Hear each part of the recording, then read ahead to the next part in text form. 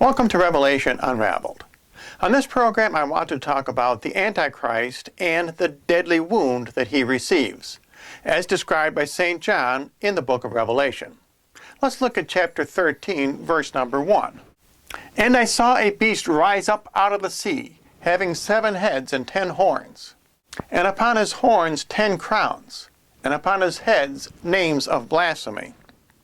Now all Bible scholars will tell you that this beast which rises up out of the sea is the Antichrist. And St. John continues in verse number 3. And I saw one of his heads as it were wounded to death, and his deadly wound was healed, and the whole earth wondered after the beast. Now here is where the Bible scholars get it wrong. Most of them assume that it is the Antichrist who receives this deadly wound. But remember, the Antichrist has 7 heads. Consequently, it cannot be the Antichrist who receives the deadly wound, because if he has 7 heads, this must be symbolism which St. John is talking about. We need to find out what these 7 heads represent. Now, most Bible scholars understand that the 10 crowns represent world leaders. And since 10 is a number of completion in the Bible, this means that all of the world leaders will support the Antichrist. But the 7 heads Bible scholars have a much more difficult time with. Notice St. John says they have on their heads names of blasphemy.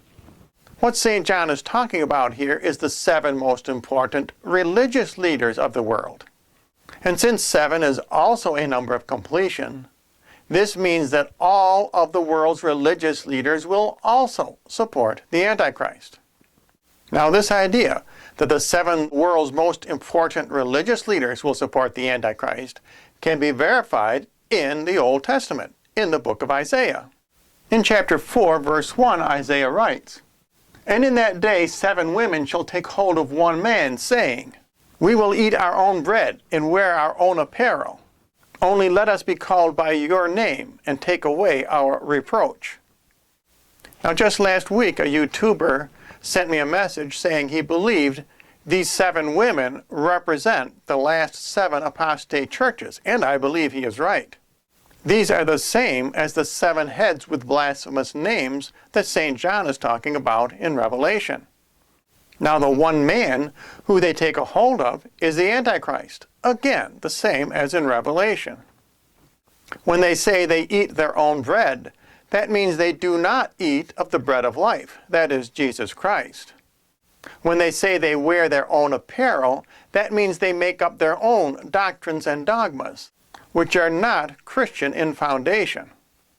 Thus we see that both Isaiah and St. John are talking about an end-times situation where all the world's religions will support and work with the Antichrist, including Christianity and the apostate Catholic Church. Looking back at chapter 13, verse 3, I saw one of the heads, that is the heads of the Antichrist, one of the 7 leaders of the false religions, as it were wounded to death, and his deadly wound was healed.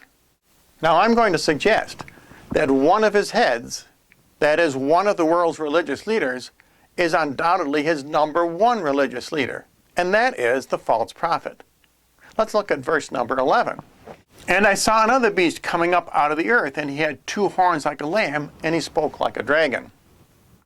Now most Bible scholars recognize that this beast is the false prophet.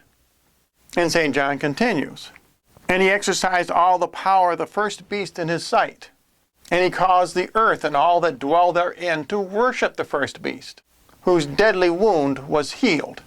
Now I admit, this sounds as if it might be the Antichrist whose wound is healed. But remember, it is one of his 7 heads whose wound is healed.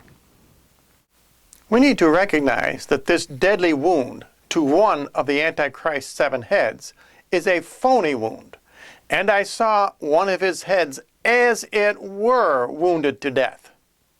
In other words, this is a big scheme between the Antichrist and the false prophet.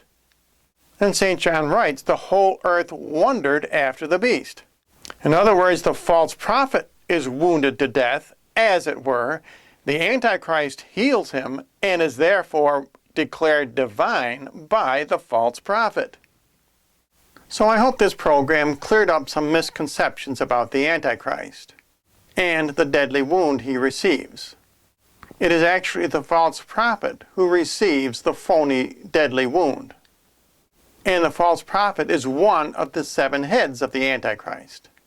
And the 7 heads of the Antichrist are the same as the 7 women in Isaiah. Both 7s represent the apostate churches of the end times. And if you would like more information, simply write to the address you see on your screen.